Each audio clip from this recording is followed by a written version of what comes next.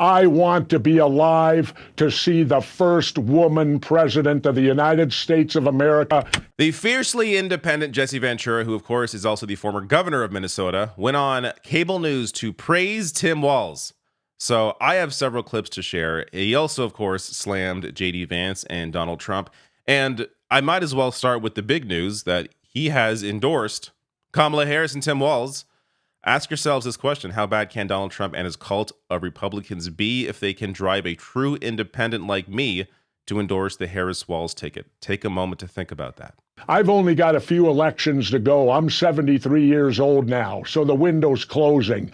I want to be alive to see the first woman president of the United States of America and the first woman commander-in-chief, and we've got her right now. So you are officially endorsing the Harris-Walz ticket, excuse me. Yes, I want to see a woman president. It's time for a woman president. We men have screwed it up enough. So I want to play the first clip here where Jesse Ventura, making his first appearance on MSNBC since being fired in the early 2000s from the network for being a little too vocally critical of George Bush and the Iraq War. But here he is on with Al Sharpton discussing Tim Walz. I'm a complete independent.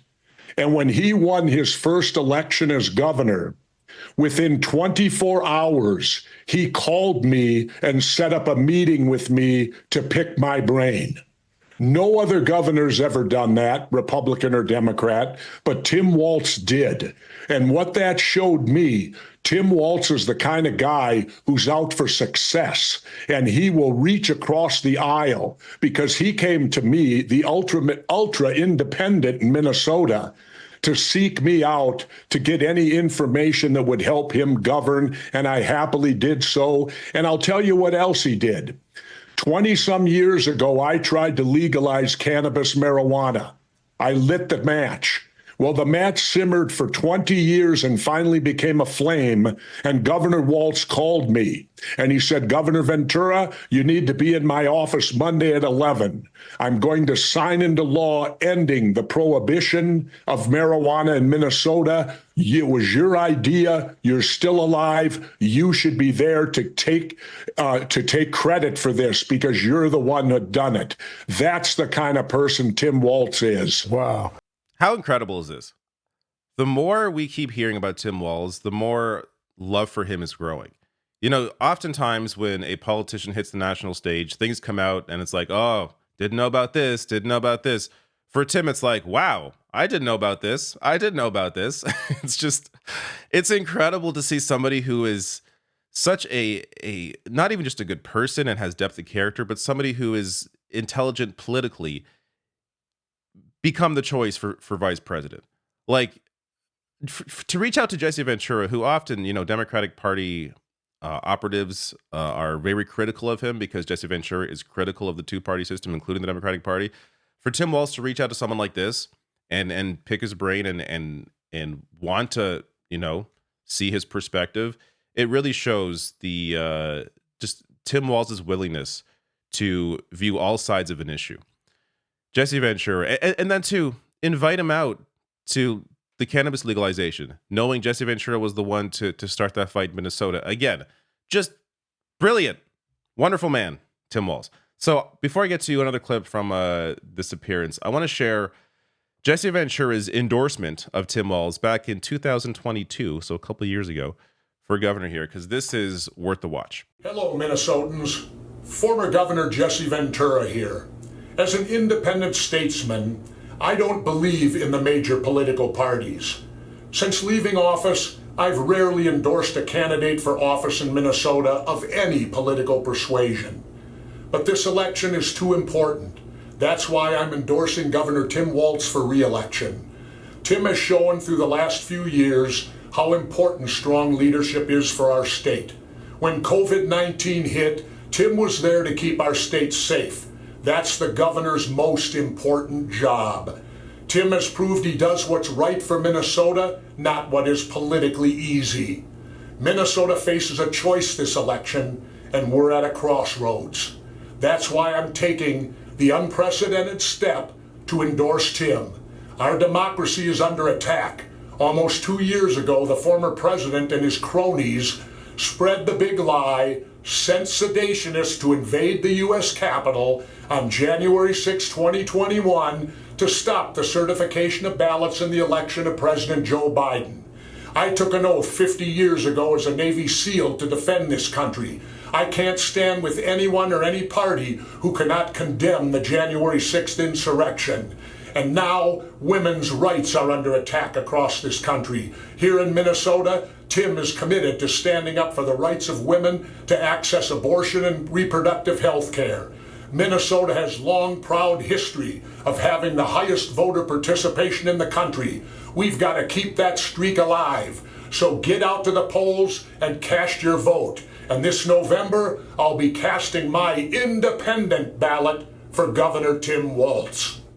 So Jesse Ventura, who almost never makes endorsements, endorsed Tim Walz back then. And then Walz went on with a 1-seat majority in Minnesota to pass universal free school meals, legalizing cannabis, carbon-free electricity by 2040, tax rebates for the working class with up to $1,300, 12 weeks paid family leave, 12 weeks paid sick leave, banned conversion therapy, red flag laws for firearms, universal background checks, automatic voter registration, free public college, ban on forever chemicals, $2.2 billion increase in K-12 school funding, sectoral bargaining for nursing home workers. Again, I'm amazed that he was actually picked because he's actually fantastic. It's very, very encouraging. Now, let's get to the Vance crap. So, Vance has been attacking Walz's military record, accusing him of avoiding a tour in Iraq. I'll get to the timeline in a second because, of course, Vance is lying. But I want to show you Jesse Ventura's reaction to these attacks. First and foremost, any point after 20 years, you can retire when you want to. Second, Vance is missing the point. What he ought to be asking is this: why is the National Guard being shipped out and fighting in foreign wars in other lands? That isn't their role. Their role is to be here in our nation, protecting us inside our own country. That's why they're called the National Guard. What happened was this: George Bush and Dick Cheney, when they started their folly with the Iraq War, they needed bodies. They couldn't bring back a draft. It would be political suicide. So what did they do? Bush signed an executive order now sending our National Guard over into world combat zones. That is ridiculous. That is for the regular military to be doing that. The Army, Navy, Air Force, Marines, not the National Guard. And besides that, Governor Walz already had 24 years in. He's an E9. An E9 doesn't go out on patrol. An E9 doesn't lead a demolition raid. E9s are the highest enlisted belonging to that particular unit. They come out with the commanding officer, and they have a rapport with the CO and the head enlisted. It's a relatively honor position more than it is any else. So Walz deploying and Vance is worried about that. I think Vance is doing a disservice to the United States Marine Corps, because I know a lot of great Marines, and Marines show respect. That's the one thing you get out of a Marine is respect. And Vance ought to look in the mirror and behave like a Marine. So in a second here, I'll get to another clip from CNN where he goes further in on the attack on Vance and Trump. But I want to share this timeline here, just so we're clear about this ridiculous attack on Walz. The true timeline of Walz's National Guard departure after 24 years of service looks like this. He filed for Congress in February 2005. In March, so a month later, the military raised the possibility of his unit being deployed to Iraq. 2 months later, Walz officially retired. 2 months after that, his old unit was notified of its mobilization. He was already planning a run for Congress before there was any talk of his unit being deployed. And someone that served with him, a master sergeant, says they make it sound like it was a surprise. It was not. He talked about it for a very long time, not only with the higher-ups, talked about it, speaking of going to Congress, not only with the higher-ups, but with the soldiers. And that same master sergeant served with and under Walz for many years in the Guard. He says the governor was a good leader and a good soldier. He feels like the attacks on Walz's service are out of bounds and coming from people still bitter about losing promotions to the future VP candidate. Quote, so this is a guy that doesn't even agree with his politics. I don't agree with a lot of his politics, but Tim Walz is a good man, and he was a good soldier. And for people to vilify him, it's just not right. So, again, the attacks are ridiculous. Of course, they are. The idea that JD Vance is Donald Trump's VP. So let's get to that portion of the attack from Jesse Ventura. Vance is doing a disservice to himself and a disservice to the United States Marine Corps. I know a lot of great Marines, and Marines show respect, and Vance is not showing respect. And let's continue. Who does he have respect for? Donald Trump, the biggest draft dodger from the Vietnam War, the rich white boy who bought his way out of it. I come from South Minneapolis. My friends and I didn't get out of it. We either got drafted or we enlisted. I know 6 or 7 or 8 of my friends. Donald Trump was your typical rich white boy who didn't have to serve in Vietnam because he could buy his way out of it. And that's who Vance is standing with, this guy who leads from the rear. The Democratic Party must invite Jesse Ventura to give a speech at the DNC. I'm not sure if he would even accept, but they have to at least extend the invite, not only because of his praising of Tim Walz and his criticism of JD Vance and Trump there, the rich white boy, perfect. The idea of Vance criticizing Walz and his record, his military record, when you have Donald Trump right beside you is so disgusting. But also because of what he's about to say here about Hulk Hogan, who did give a speech at the RNC, the ridiculous speech.